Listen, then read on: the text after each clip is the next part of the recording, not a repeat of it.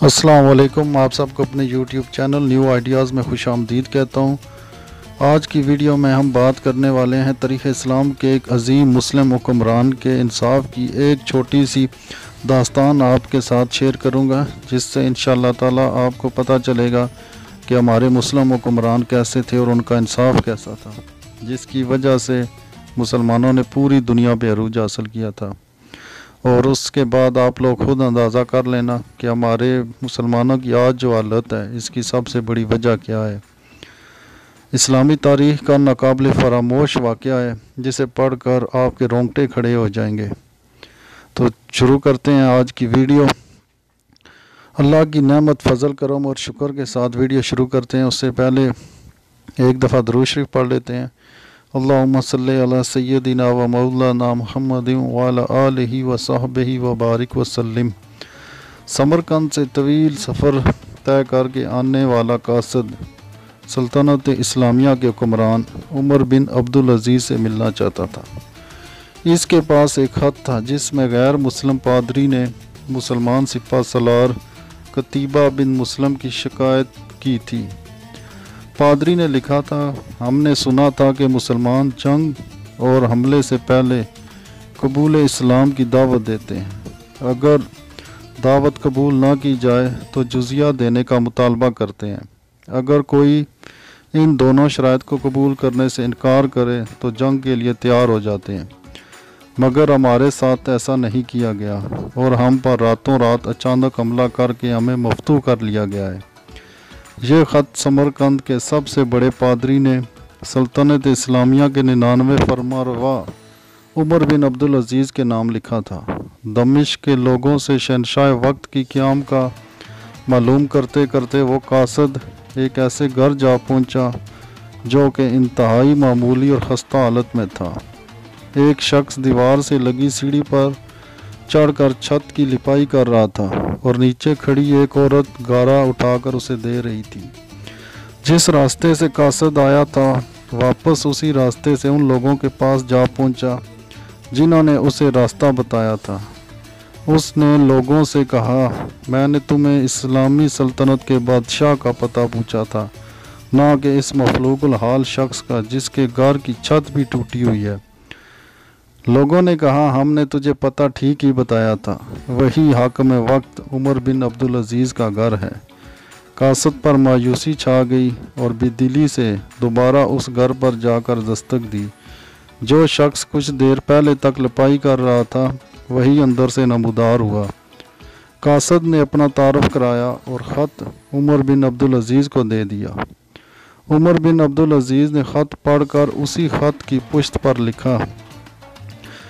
Video میں آگے بڑھنے سے پہلے آپ لوگوں سے ریکویسٹ ہے کہ پلیز چینل کو سبسکرائب کر دیں اور بیل میں آل کے آپشن کو سلیکٹ کر دیں تاکہ جو بھی نئی ویڈیو آئے وہ آپ لوگوں تک پہنچتی رہے۔ عمر بن عبدالعزیز نے خط پڑھ کر اسی خط کی پشت پر لکھا، عمر بن عبدالعزیز کی طرف سے سمرقند میں تعینات اپنے حامل کے نام ایک قاضی کا تقرر کرو جو پادری کی شکایت سنے۔ مہر لگا کر خط واپس قاصد کو دے دیا۔ سمرقند لوٹ کر قاصد نے خط کا جواب اور ملاقات کا احوال جب پادری کو سنایا تو پادری پر بھی مایوسی چھا گئی۔ اس نے سوچا، کیا یہ وہ خط ہے جو مسلمانوں کے اس عظیم لشکر کو ہمارے شہر سے نکالے گا؟ انہیں یقین تھا کاغذ کا یہ ٹکڑا انہیں کوئی فائدہ نہیں پہنچا سکتا، مگر کوئی راستہ بھی نہ تھا۔ چنانچہ خط لے کر ڈرتے ڈرتے امیر لشکر اور حاکم سمرقند قتیبہ بن مسلم کے پاس پہنچے۔ قتیبہ نے خط پڑھتے ہی فوراً ایک قاضی کا تعین کر دیا جو اس کے اپنے خلاف سمرقندیوں کی شکایت سن سکے۔ قاضی نے پادری سے پوچھا، کیا دعویٰ ہے تمہارا؟ پادری نے کہا، قتیبہ نے بغیر کسی پیشگی اطلاع کے ہم پر حملہ کیا، نہ تو اس نے ہمیں اسلام قبول کرنے کی دعوت دی تھی اور نہ ہی ہمیں کسی سوچ بچار کا موقع دیا تھا۔ قاضی نے قتیبہ کو دیکھ کر پوچھا، کیا کہتے ہو تم اس دعوے کے جواب میں؟ قتیبہ نے کہا، قاضی صاحب، جنگ تو ہوتی ہی فریب اور دھوکہ ہے۔ سمرقند ایک عظیم ملک تھا، اس کے قرب و جوار کے کم تر ملکوں نے نہ تو ہماری کسی دعوت کو مان کر اسلام قبول کیا تھا اور نہ ہی جزیہ دینے پر تیار ہوئے تھے، بلکہ ہمارے مقابلے میں جنگ کو ترجیح دی تھی۔ समरकंद की ज़मीनें तो और भी सरसब्ज और शादाब और ज़ोर आवर थीं। हमें पूरा यकीन था कि ये लोग भी लड़ने को ही तरजीह देंगे। हमने मौके से फ़ायदा उठाया और समरकंद पर कब्ज़ा कर लिया। काजी ने कतीबा की बात को नज़रअंदाज करते हुए दोबारा पूछा, कतीबा मेरी बात का जवाब दो, तुमने इन लोगों को इस्लाम कबूल करने की दावत, जुजिया या फिर जंग की खबर दी थी? कतीबा ने कहा, नहीं काजी साहब, मैंने जिस तरह पहले ही अर्ज़ कर दिया है कि हमने मौके से फ़ायदा उठाया था। काजी ने कहा, मैं देख रहा हूँ तुम अपनी गलती का इकरार कर रहे हो। इसके बाद तो अदालत का कोई और काम रह ही नहीं जाता। अल्लाह ने इस दीन को फ़तह और अज़मत तो दी ही अदल व इंसाफ की वजह से, ना कि धोखा दही और मौका परस्ती से।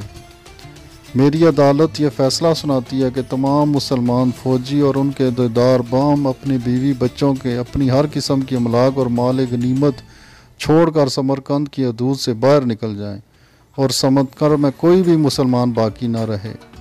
अगर इधर दोबारा आना भी हो तो बग़ैर किसी पेश की इतला और दावत के और 3 दिन की सोचो विचार की मोहलत दिए बगैर ना आया जाए।